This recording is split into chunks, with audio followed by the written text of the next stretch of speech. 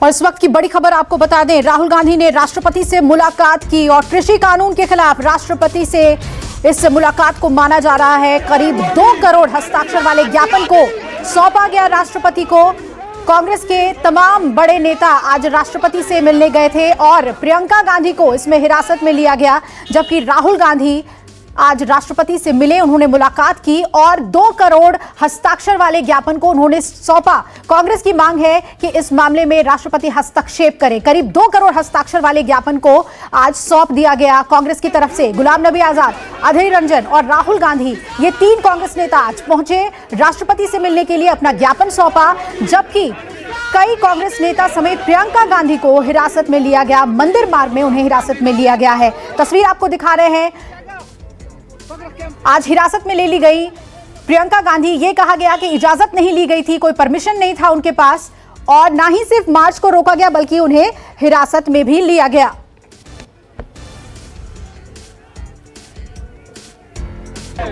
तो प्रियंका गांधी को आज हिरासत में ले लिया गया। उन्होंने साफ तौर पे कहा कि किसानों के साथ सरकार का जो रवैया है वो सरासर गलत है और उनके विरोध को देशद्रोह कहना पाप होगा। बड़े ही आक्रामक अंदाज में प्रियंका गांधी ने कहा कि किसानों के समर्थन में पूरी तरीके से हम यहां मौजूद हैं और लगातार यही मांग की कि सरकार को किसानों से बातचीत करनी चाहिए, उनकी सुननी चाहिए। इस ठंड में, कड़ाके की ठंड में किसान विरोध प्रदर्शन कर रहे हैं और 1 महीना हो चुका है। इस तरह के नाम जो आपने उनके लिए उपयोग किए अभी, ये एक पाप है, ये एक पाप है। अगर सरकार इनको देशद्रोह कह रहा है तो सरकार पापी है। किसान का बेटा होता है, आप सब जानते हैं, किसान का बेटा होता है। तो किसानों की जो आवाज ठुकरा रहा है, जो नहीं सुन रहा है, जो अपनी जिद पे अड़ा हुआ, जबकि देश का अन्नदाता बाहर बैठा हुआ है ठंड में, महीनों से बैठा, 1 महीने से बैठा है, तो आप बताइए। लेकिन प्रियंका तो आप बताइए उस सरकार के दिल में क्या जवान के लिए, क्या किसान के लिए कोई आदर है कि सिर्फ अपनी राजनीति का आदर है, अपने जो पूंजीपति मित्रों हैं उनका आदर है। लेकिन किसान सरकार के लिए इसलिए बैठे ठंड में क्योंकि कांग्रेस और विपक्ष सरकार है, मिसलीड कर रहा है किसानों को, इसलिए बैठे हैं वो। उनको तय करना चाहिए। कभी कहते हैं कि हम इतने दुर्बल हैं कि हम विपक्षी नहीं हैं, कभी कहते हैं कि हम में इतनी क्षमता है कि हम लाखों किसानों को 1 महीने के लिए बॉर्डर पे बिठा रहे हैं। अरे तय करें, वो तय करें ना हम क्या है, या तो हमें क्षमता है ही नहीं। आज राष्ट्रपति से आप मिलने जा रहे हैं, आपको लगता है कि आज समाधान हो जाएगा? किसान जो ठंड में बैठे हैं आज मिलते दूर हो जाएंगे, इसके बाद लगता है आपको कोई हल मिलेगा? राहुल गांधी हल तब निकलेगा जब सरकार उनकी आवाज सुनेगी और जब उनको इतनी समझ होगी कि अपने देश के किसानों का आदर करें। तो प्रियंका गांधी के बयान को आपने सुना। ठीक हिरासत में लिए जाने के बाद उन्होंने मीडिया को अपनी प्रतिक्रिया दी और कहा कि हल निकालने की जरूरत है और सरकार को सीधे तौर पर सामने आना चाहिए, बातचीत करनी चाहिए। रमन मेरे सहयोगी जुड़े हुए ज्यादा अपडेट के साथ, और ये अब आपको बिल्कुल लाइव तस्वीरें हम दिखा रहे हैं मंदिर मार्ग की।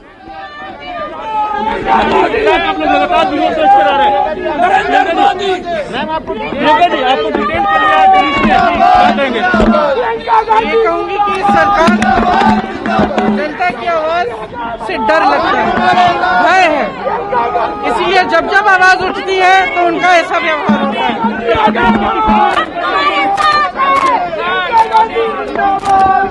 तो प्रियंका गांधी ने कहा कि भय लगता है सरकार को जनता की आवाज सुनने से। रमन मेरे सहयोगी जुड़ रहे हैं। रमन, इस वक्त क्या अपडेट है? मंदिर मार्ग थाने ले जाया गया है प्रियंका गांधी को।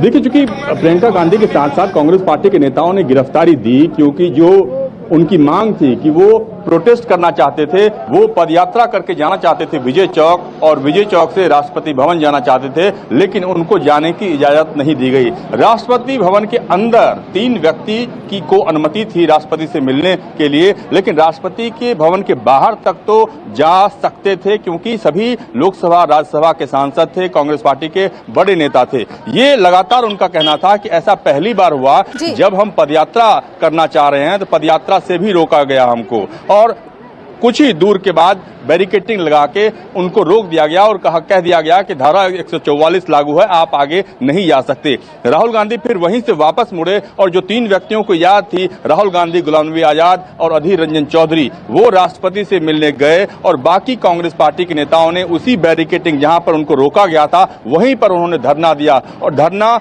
देने के दौरान उन्होंने बातें भी की, मीडिया से भी बातें की और साथ साथ ये आरोप लगाया कि एक व्यक्ति के जिद के चलते किसान ठंड में आज अब परेशान हो रहा है, लेकिन किसानों की बात को अनसुना कर रही है तस्वीरें इस वक्त आखिरकार हम दर्शकों को दिखाना चाह रहे हैं। राहुल गांधी नजर आ रहे हैं और सबसे अहम कि जो बात कांग्रेस लगातार कह रही है कि इस कड़ाके की ठंड में किसान जो हैं वो प्रदर्शन कर रहे हैं। राहुल गांधी ने अपना जैकेट उतारा और सिर्फ कुर्ते में अपनी गाड़ी से बाहर आ गए और देखिए ठीक मुलाकात के बाद की तस्वीरें हैं ये। गुलाम नबी आजाद उनके साथ नजर आ रहे हैं, अधीर रंजन चौधरी भी उनके साथ नजर आ रहे हैं।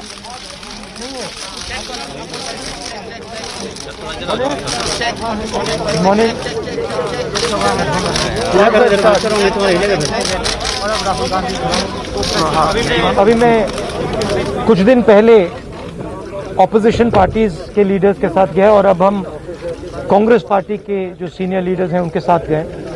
राष्ट्रपति से हमने कहा कि ये जो कानून बनाए गए हैं ये किसान विरोधी कानून है और इससे किसानों का जबरदस्त नुकसान होने वाला है, मजदूरों का, किसानों का। सरकार ने कहा था कि ये कानून किसान के फायदे के हैं और देश को दिख रहा है कि किसान कानून के खिलाफ खड़ा हुआ है और मैं प्रधानमंत्री जी से कहना चाहता हूं कि ये किसान हटेगा नहीं। प्रधानमंत्री को ये नहीं सोचना चाहिए कि किसान और मजदूर घर चले जाएंगे, नहीं जाएंगे जब तक ये कानून वापस नहीं लिया जाएगा। जॉइंट सेशन कीजिए और कानून को एकदम वापस लीजिए क्योंकि किसान वापस नहीं जाने वाला है और हम सब, विपक्ष की सब पार्टियां किसानों के साथ, मजदूरों के साथ खड़े हैं और खड़े रहेंगे। जिस प्रकार से यह कानून पास किया गया वो भी बिल्कुल गलत था।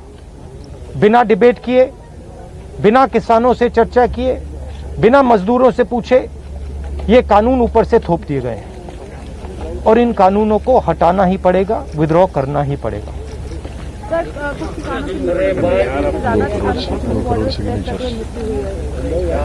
हम 3 लोग राष्ट्रपति के पास गए हैं बट हम करोड़ों सिग्नेचर्स लेके गए। हम किसान की आवाज राष्ट्रपति जी को तक ले गए। सर्दी का मौसम है और पूरा देश देख रहा है कि किसान दुख में है, दर्द में है और मर भी रहे हैं। प्रधानमंत्री को सुनना ही पड़ेगा और मैं एडवांस में चीज बोल देता हूं।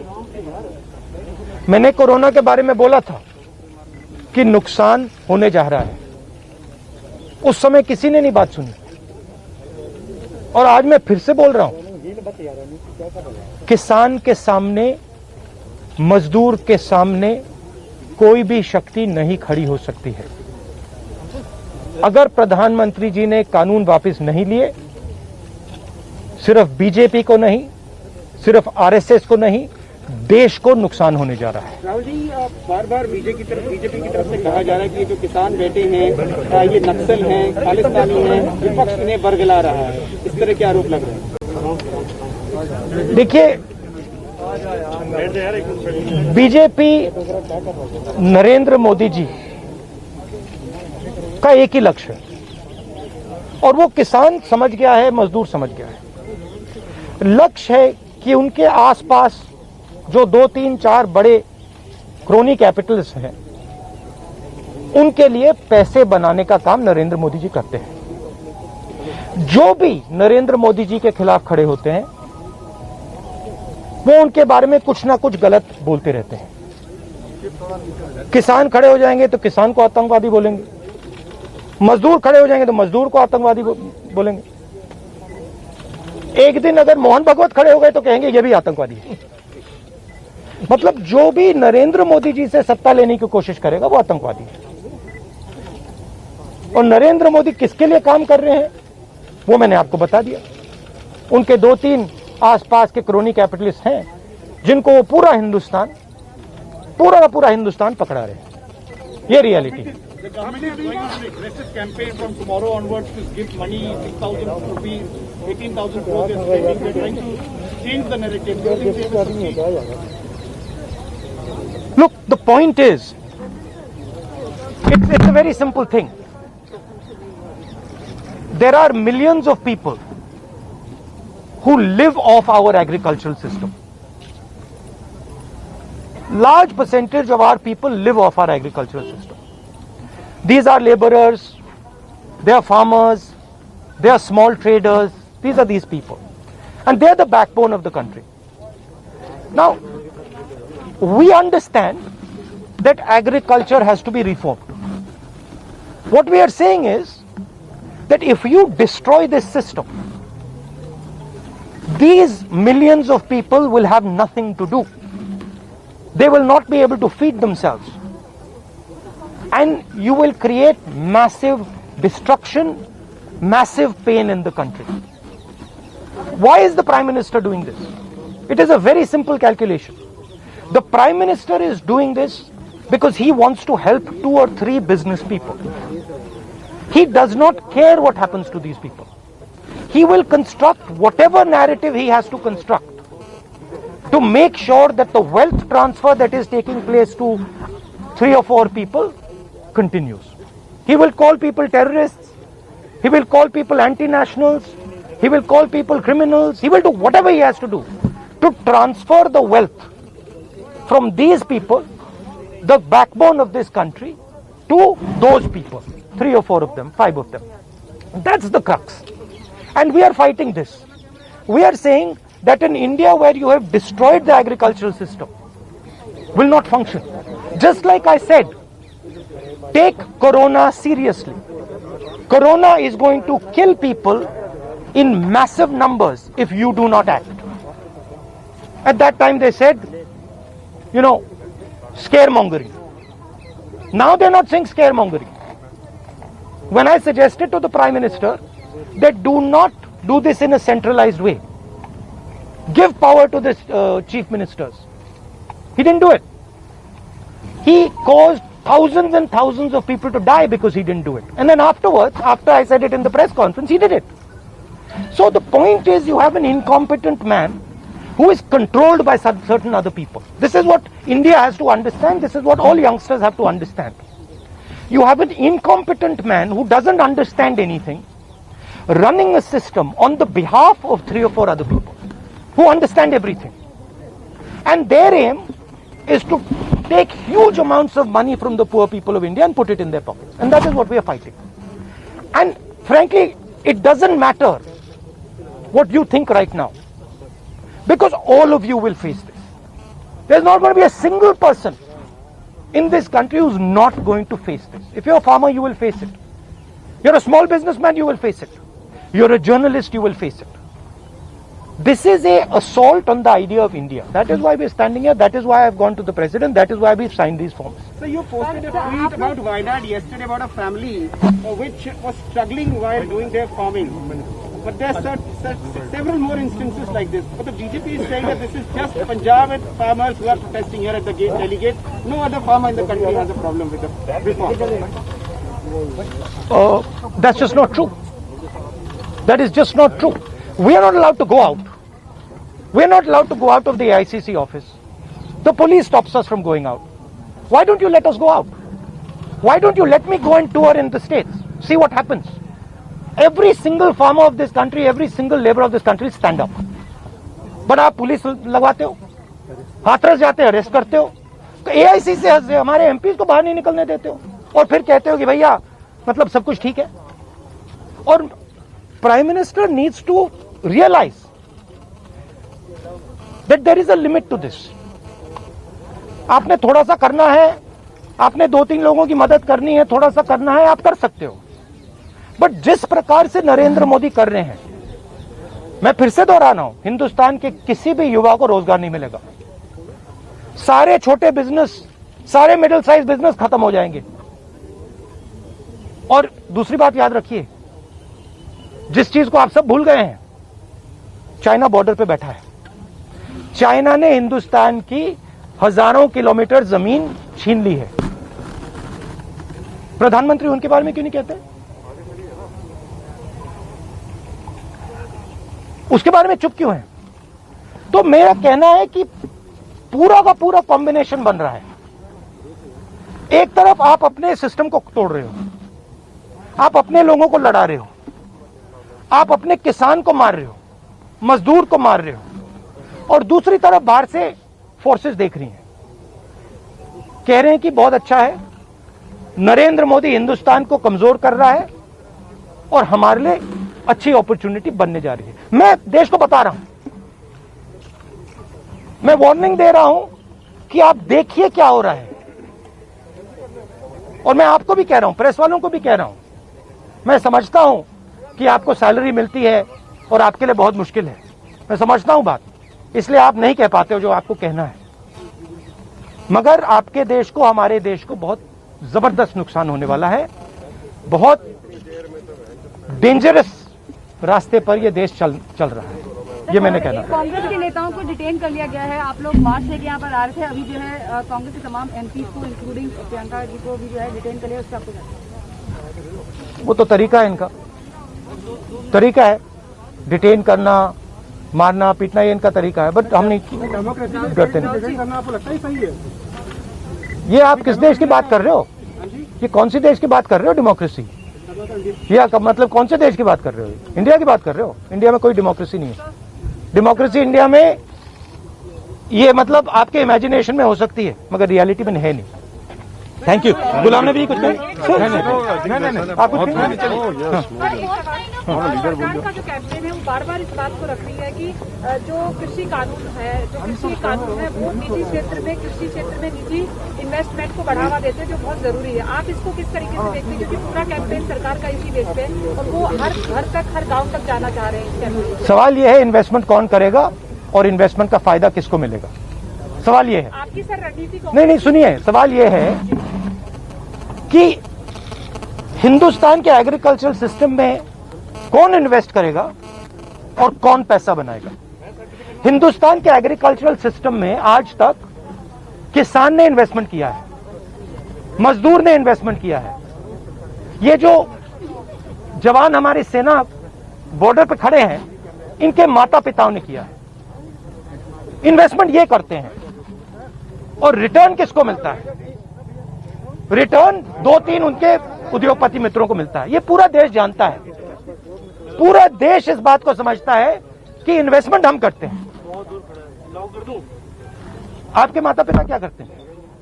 मेरे फादर बीएसएफ में थे और मैं हाँ, आप एग्रीकल्चर फार्मर थी, अब आप जर्नलिस्ट हैं, है ना? तो आप जानते हो कि आपके फादर ने इन्वेस्टमेंट किया या नहीं? नहीं, मैं तो जानती हूँ, लेकिन अरे मैं आपसे पूछ रहा हूँ, आप देश की महिला हैं, आपके पिता ने इन्वेस्टमेंट किया ना? मेरी मदर फार्मर है। मदर फार्मर है, उन्होंने इन्वेस्टमेंट किया ना? किसके लिए इन्वेस्टमेंट किया? क्या इन 2-3 लोगों के लिए इन्वेस्टमेंट किया, या आपके परिवार के लिए किया, आपके एजुकेशन के लिए किया, आपके स्वास्थ्य के लिए किया, आपके स्वास्थ्य के लिए किया, आपके एजुकेशन के लिए किया? मगर ये जो 2-3 बिजनेसमैन है, उनके लिए तो नहीं किया ना।